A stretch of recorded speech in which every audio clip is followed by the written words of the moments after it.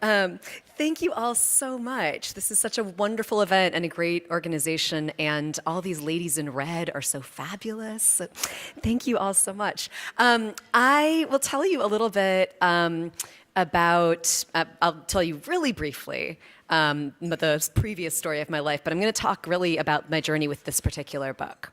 But by way of prologue, I grew up in Chicago. Both of my parents were linguistics professors, which is probably both more and less interesting than it sounds. I grew up in a very literary family. My father is a poet. His mother was a novelist. She was Hungarian, which is very nice for me. I don't have to live in her shadow, but had a really interesting career. She wrote about 40 novels in Hungarian. I know, I can't even read Hungarian. She wrote 40 novels. I grew up in a very literary household, decided quite young that I wanted to be a writer, but just as you might have heard, I think, with a lot of other people up here, that first novel took me 10 years to write. It took me 10 years because I had no idea what I was doing, and because it's really, I was teaching full-time. I was teaching Montessori elementary school, which was a job I loved, but it wasn't ultimately what I wanted for my career. But it was really hard to take the time, to ask, to leave behind the work I was supposed to be doing, to ask my husband to take care of the baby all day on a Saturday so I could go to Starbucks and write and work on what might have just been a hobby. It's always maybe just a hobby at first. So it took me 10 years. That book was called The Borrower, and it's the story of a librarian who inadvertently kidnaps a 10-year-old boy. And they drive across the country. So that was a book that I started in my early 20s. It didn't come out until I was in my 30s, but the timeline is important here because about halfway into the writing of that, I realized that it was really hard. Surprise, and decided that maybe the problem wasn't me or that writing is hard. Maybe the problem was the story. And if I just abandoned this book and started another one, everything would be great. Well, that one turned out to be hard too. And so I went back and finished The Borrower. But the book that I started in that hiatus became my second novel. It's a novel called The 100-Year House. It's the story of one estate near Chicago told backwards over the 20th century. It's a bit of a mystery, a bit of a ghost story. So again, I started that novel in my 20s, was poking away at it. And here I am. I'm in my early 30s. My first book has come out. And I really thought that my next book was going to be my story collection. I'd been publishing stories pretty widely. I'd been having a lot of success with them. They'd been anthologized. And you might know that story collections don't sell very well. It's a very sad thing. And so my agent was very excited about the collection and took it to my editor. And the reaction at the press was kind of, oh, a story collection. Yeah. And it was clear that they were not that interested in publishing it as my second book. I became fairly panicked. I went back. I worked really hard to finish up The 100-Year House, and they eventually decided that they would publish that next, and if I had enough of an audience, then we could publish the story collection. So the reason I'm telling you all this is it looked from the outside, and I got a lot of comments from friends, like I was a very fast writer. Because I had a novel come out in 2011, a novel come out in 2014, and then a story collection come out the very next year. So it looked like 4 books in 4 years, right?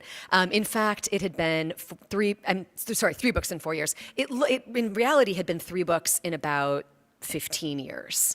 And if you went back to when the stories started, a lot of the stories in that collection are some of the oldest things I wrote. So when I was ready to start work on my next novel, there were a couple of interesting things at play. One was all 3 of my published books were essentially books I had written in my 20s. And I was in my late 30s at this point. It had been, certainly I'd revised things, I'd been writing a lot, but I didn't really know anymore who I was as a writer. I felt like this was going to be very different, but I didn't know how different. The other thing is that I had never before intentionally and knowingly started a novel that I believed people would read. Because when I started my first book, I didn't think anyone was ever going to read it. It was just I'm writing. For a long time, I refused to call it a novel. I would call it this longer thing I'm working on. And then with my second book, The 100-Year House, it actually had started as a short story. Again, I started it when I wasn't published. The other book was all short stories that had come along the way. So suddenly, for the first time in my life with my fourth book, I was facing a blank page, knowing that I was supposed to write a novel and that most likely someone would end up reading it. And that was utterly terrifying. What happened was I didn't have an idea for this novel at all. I was visiting my agent in New York, and she asked me what my next book was going to be. And I said, I have no idea. And I left her apartment that day, and somewhere between her place, which was in Chelsea, and Penn Station, the cab drove past this woman. She was very, very thin, very tall, really strikingly beautiful, like ebony skin. And I'm not certain that she was a model. Maybe she's a neurosurgeon, but my impression of her was, wow, she's a model. And I started thinking in the cab about artists' muses and models and what it would have meant to be an artist's muse in, say, 1920s Paris, in a time when women as artists didn't have much recourse to make their own art. You might be wondering how I ended up writing a novel about AIDS. I'm getting there, I promise. I decided, and so in these 10 blocks, I had this whole idea, which never, I was like, oh my gosh, I know the whole entire novel. I know what it's going to be. It's going to be this woman looking back from the end of her life on her time as an artist's model in Paris, that idea of, World War I era Paris, very romantic. And I started working on it mentally. And my idea was this woman's going to be looking back at the end of her life. And the reason she's going to is that a painting will come up in the news. They'll have discovered this painting, and they don't really know if it's authentic or not, but she knows it is because that's a painting of her. And so she's trying to contact the news people and tell them. And I'd been thinking about this for several months, and I told my husband finally what I was thinking of writing. And he very sweetly said, honey, that's the plot of the movie Titanic?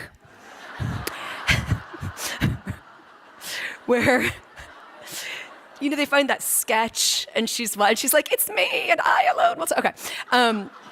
So I was about to take off for a writing residency in rural Wyoming. So I get to rural Wyoming and I'm just staring out the window at these herds of deer going by, going, I have no book anymore. But the couple things that I wanted to hold on to, though, I really liked the idea of this woman. I knew mathematically that for this to be the end of her life, it couldn't be later than the 1980s. And I'd had this idea of the art guy that she was maybe in conversation with. And I had the idea already that maybe this was an opportunity to write about the AIDS epidemic, which is something that has long been a subject of great interest for me, both in my writing and outside of my writing. And I thought that was going to be a subplot. But as I sat there staring at the Wyoming wilderness and freaking out, started to realize that maybe in many ways, I figured out things to change. Okay, maybe it's not a painting. Maybe she has a bunch of sketches of herself. And maybe the art guy is more of a main character. So I started researching both eras. It was quite easy to research 1920s Paris. Turns out there's a lot of stuff about it. Of course, right? It's such a romantic time. I could find endless biographies. One of the first things that really struck me was I was reading in a book about the time, I read F. Scott Fitzgerald quoted out of context about that generation as saying, we were the great believers. And I found that so odd because this is the same generation of which Gertrude Stein says to Hemingway, you are all a lost generation. That seemed like such a contrast. So I looked up the essay that it was from, which was a posthumously published essay, and the gist of the whole essay was talking about his generation of young men and the enthusiasm and naivete they'd had before the war, in contrast to the aftermath. And I started seeing these amazing parallels.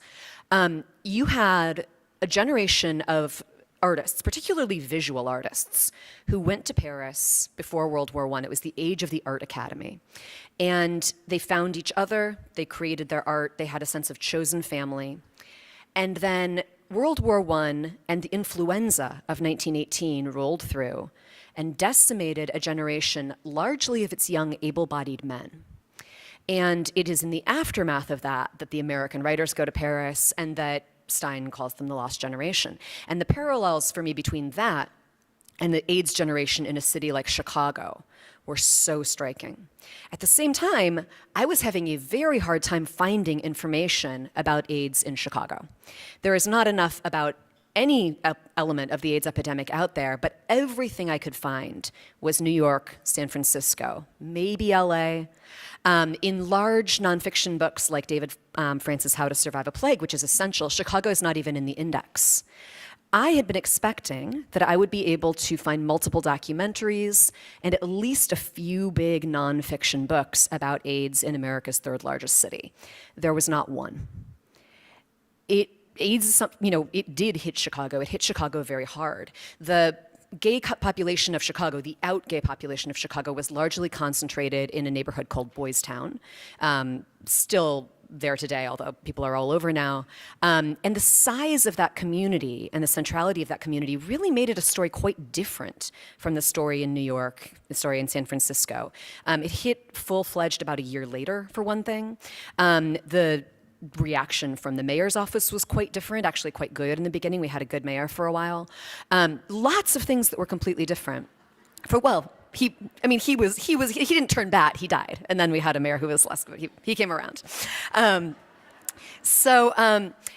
I was kind of horrified by how little there was. I was finding a few online oral archives, a few chapters of longer books, Out and Proud in the Windy City, pages 70 to 81, but nowhere near what I thought would be out there. This is an epidemic that has killed 36 million people. And if you think about, you compare that to the amount of information that there is about the Holocaust, which there absolutely should be, but the dearth of information on AIDS is shocking and appalling. So in terms of my writing, and only in terms of my writing, this was a blessing in disguise, because it forced me out from behind my desk much sooner than I otherwise would have gotten out from behind it. I started in on archival research right away. I holed up at the Harold Washington Library in downtown Chicago, which had every back issue of the Windy City Times, which is Chicago's biggest gay weekly. And I read every issue from 1985 to 1992. I also did a tremendous number of one-on-one interviews. I reached out through friends of friends, until I was speaking with doctors, nurses, lawyers, journalists, historians, activists, and survivors. I ended up getting to go into what had been the major AIDS unit in Chicago. People invited me into their homes, and I became very close friends with almost everyone I interviewed. And it became not just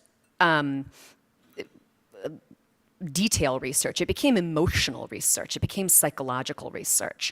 I was terrified to realize that I was ultimately writing a book about AIDS, because the more I researched and the more I felt these characters out, I realized that artist model, she's still in the book.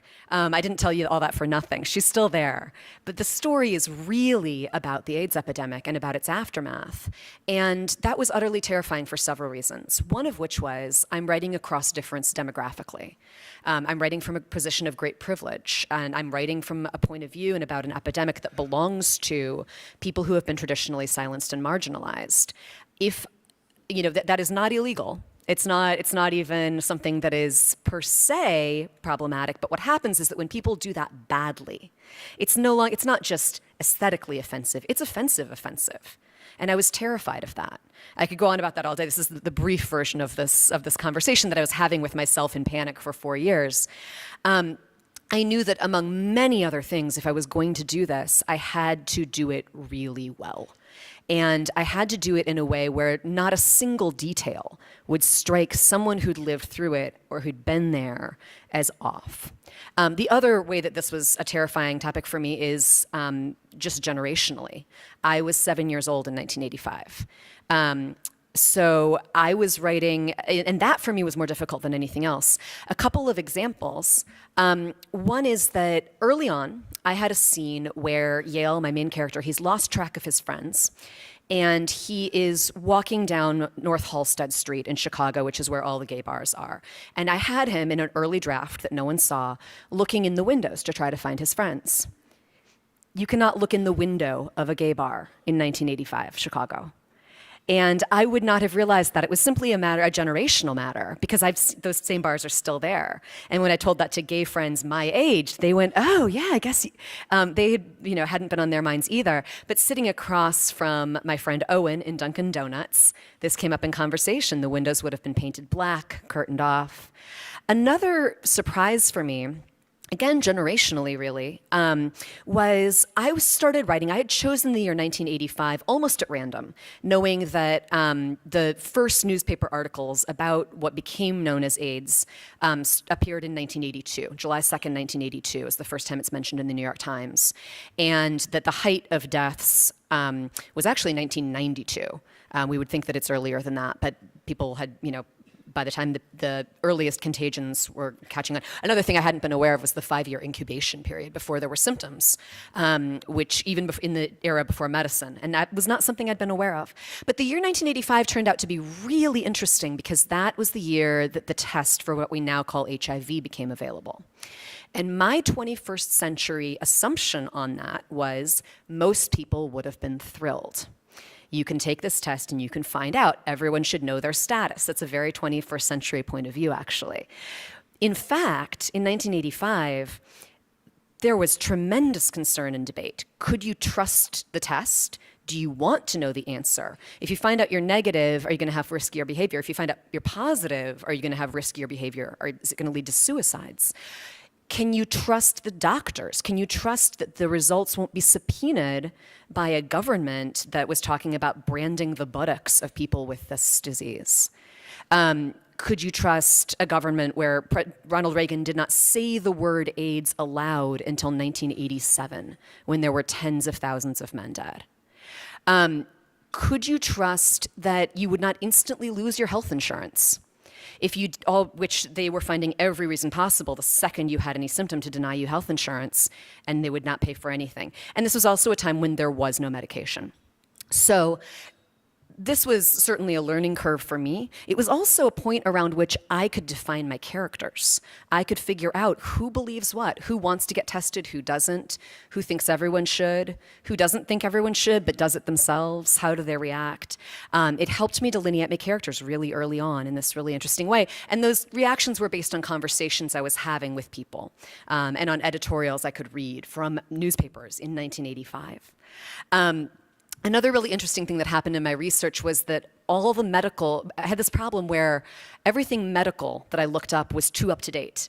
I'd Google something and it would tell me the actual answer that we know now. And I needed my medical knowledge to stop in the late 80s. And I finally used a 1987 guide to living with AIDS put out by Johns Hopkins University. And that became my Bible. If it wasn't in there, I didn't know it. I had the most amazing conversations with people. And there's a scene late in my book of the 1990 ACT UP demonstration in downtown Chicago. It was a really critical nationwide huge protest action. And I had been watching YouTube footage of this, particularly of the moment when 5 men have sneaked into the county building in downtown Chicago.